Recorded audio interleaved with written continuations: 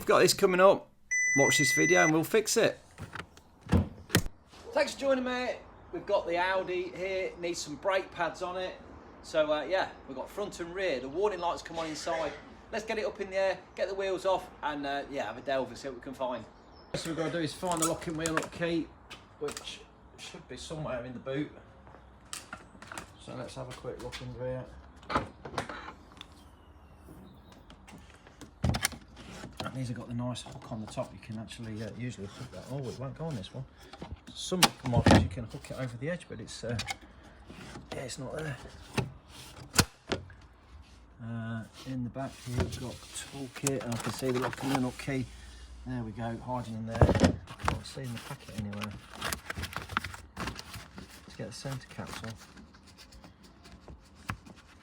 There it is. There we go, that one.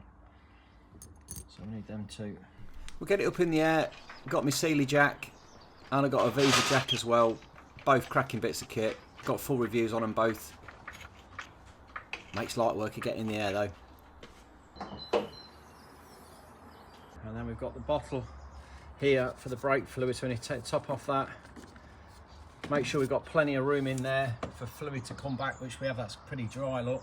So the level's quite low because the brake pads are worn out on it. When we push the pistons back, that level will rise. Right, we've got his impact gun, Milwaukee, love it. Got the little tool there, and we'll pop that in through the hole and pull the centre cap off. Oops, got his locking wheel nut key to go in there, and then we can whip these bolts out.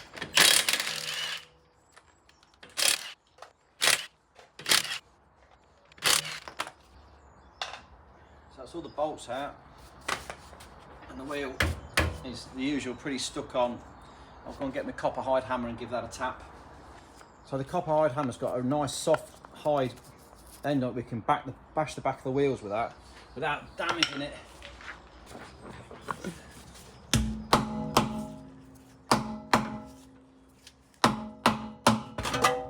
There we go. Just see the corrosion inside the hub, and on the hub there where the aluminium's just reacted to the metal disc. Right, let's get that out of the way. Drop the axle stand under there just to be on the safe side. And if we come in, we can have a look now at the brake pads. And we can see there ain't much left on them. They're right down, really worn. The discs though have just got a tiny lip on the edge. We can take that away, but the actual discs themselves look fine. They've got plenty more life left in them. They're nowhere near the minimum. So yeah, let's whip it apart and have a look. See what state the caliper's in. We'll turn the wheel sideways so we can get at it. So we've got two bolts that hold the caliper on, but we want to swing it, so we should be able to just undo the bottom one and then swing the caliper up. 13mm socket. I've got my Milwaukee ratchet there. You can just crack that in. And now this is spinning, so we just got to grab that. Just grab hold of that with the old pliers, and then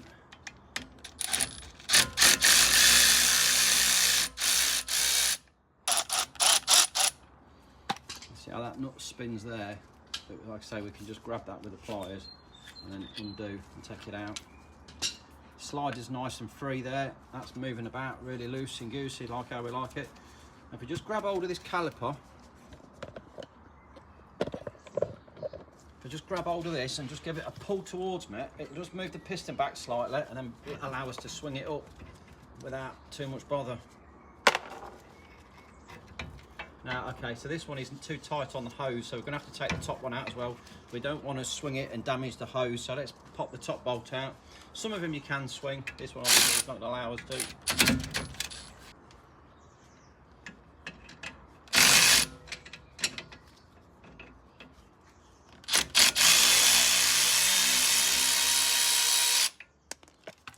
Them out.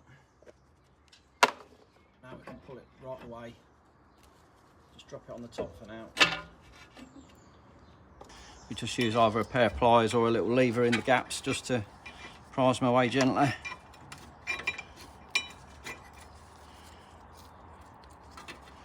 That's one, and you can see here we've got the brake wear sensor attached. This one has worn down and broke there, which is why the light's coming on. This is just 2 wires that come down here. They go in and out again, and as the brake pad wears down, it wears through the wire and causes a break in the circuit. They should just pop out the pad there, but we've got a new sensor. Yeah, it's tight. It would leave her out if I like that. Like I say, we've got a new one. Pads are worn, got plenty of life out of those. They look pretty had it. Let's get this one out as well.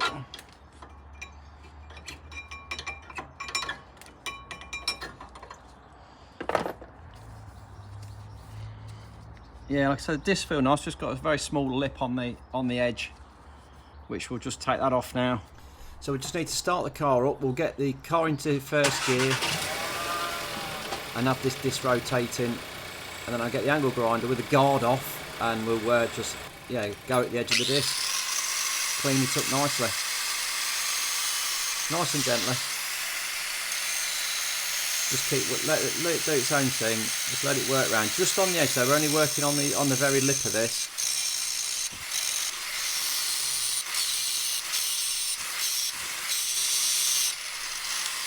Good as new.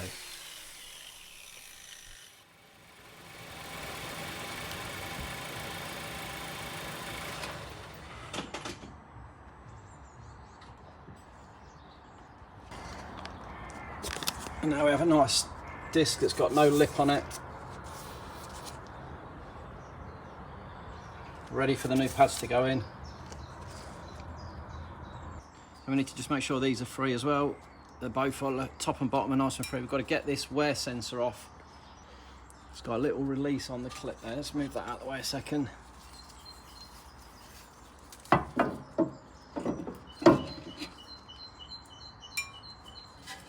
These clips, you push them up, you push the tab and then pull down, and it should come off like that.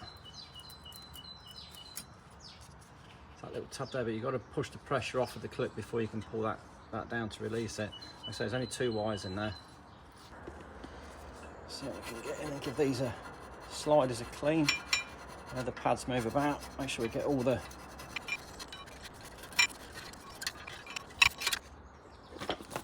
some new pads to go in. I'm using Pagid. I'll put links in the description if I can find these, or to some that are just as good.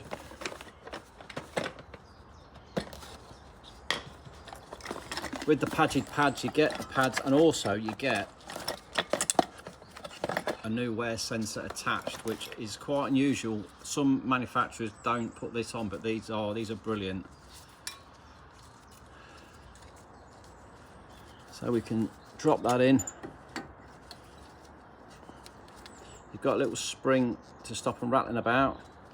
So we need to make sure we get the spring in first on top and bottom, and then push it in, which contracts that spring, and then we can drop the pad in.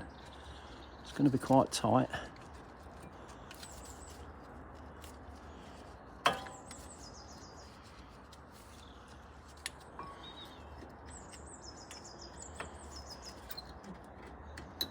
That's the bottom one in.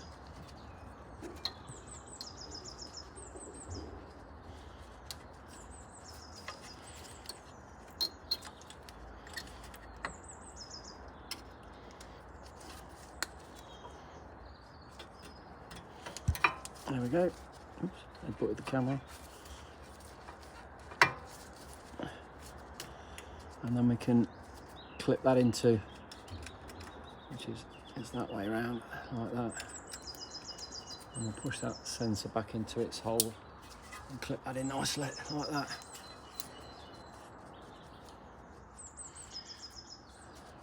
Once again, we'll drop the back bit in first, push it up. Get that in, same with that one, get that in, push it up, and then slide it in.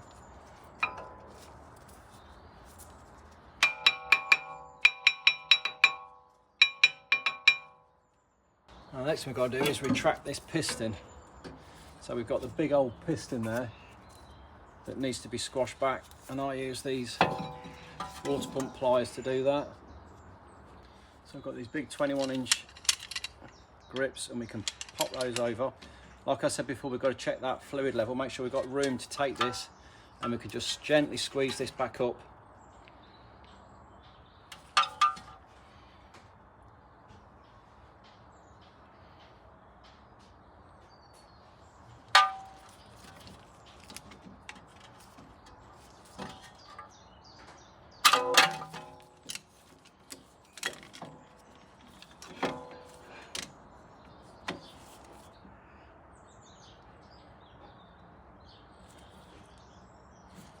All the way back,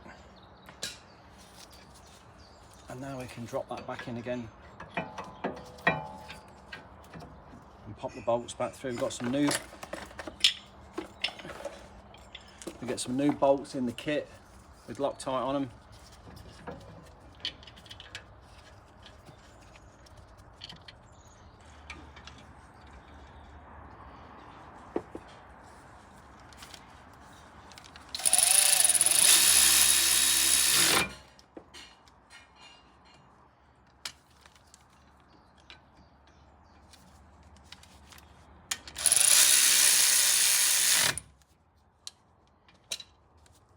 And then we can nip those up. Come on.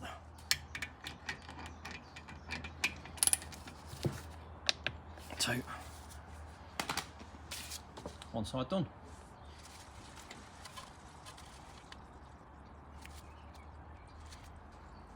Need to clean this hob up, get rid of that corrosion. Got a bit of emery there just to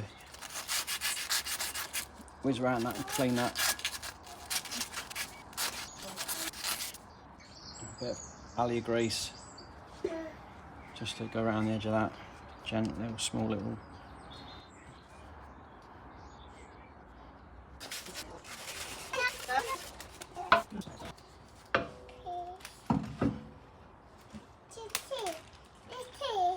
You're fixing it? Go on then.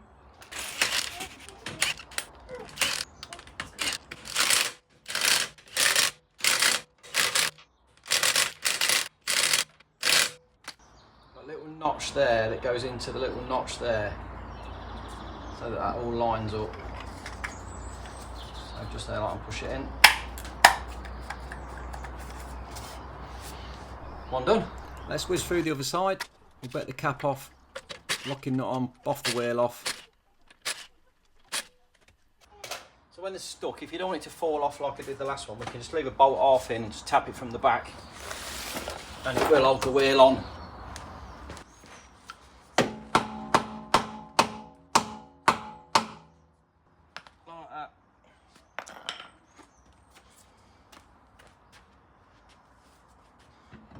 Take the bolt all the way out.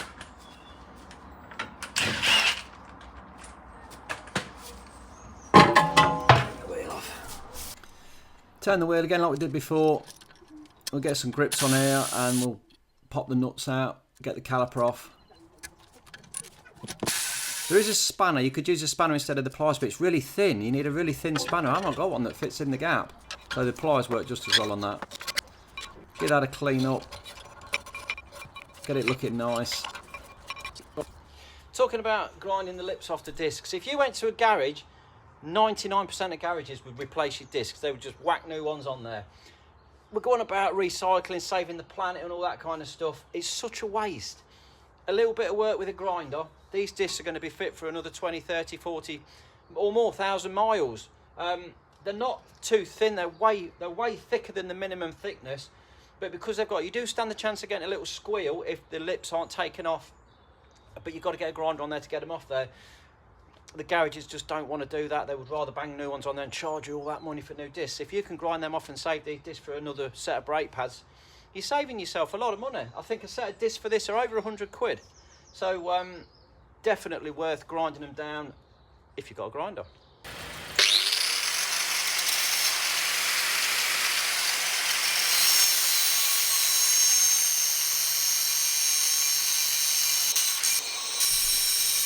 Like I say, go at it gently again, get that lip off. Saves any squeaking on the brakes. We don't want the new pad squeaking. We'll get the emery cloth on there while it's spinning as well, and then saves us doing it afterwards. There we go, good as new. Beautiful. There is a slight difference on these pads that go on the car. You see the one with the shape to it, that one goes on the piston side, and the one without the shape goes on the outer side. So this one's going on the outside. This side doesn't have the wear sensor, the other side had the wear sensor. Get that last pad in there, give it a good tap. Make sure they sit nicely. Get the grips in there and squeeze that piston back again. There it goes. Put that caliper back on, new bolts in. We're nipping these up, we're not going too crazy with them, they're only little 13mm bolts. Get the wheel back on. This gun has got a torque setting on it, so I'm not going to use a torque wrench.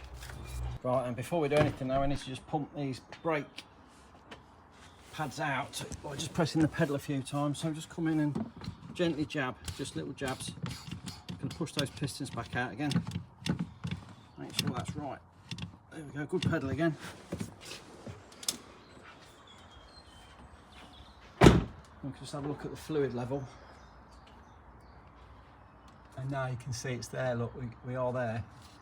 It's almost up to the maximum, so we need to take a little bit out when we do the rear brakes. We'll pop the axle stand out, get it down off the jacks, just lower them down nice and easy. Lovely dual block. Right, so that's them front brakes all sorted. Fluid level is good. We can drop the bonnet down, put the lid on, and happy days.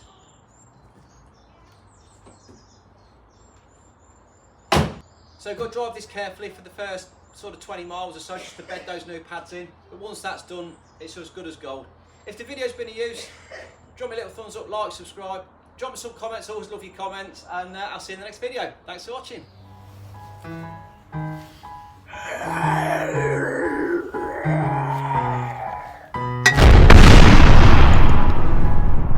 Wake up, today's gonna be a good day. Wake up, today's gonna be a good day. Wake up, today's gonna be a good day.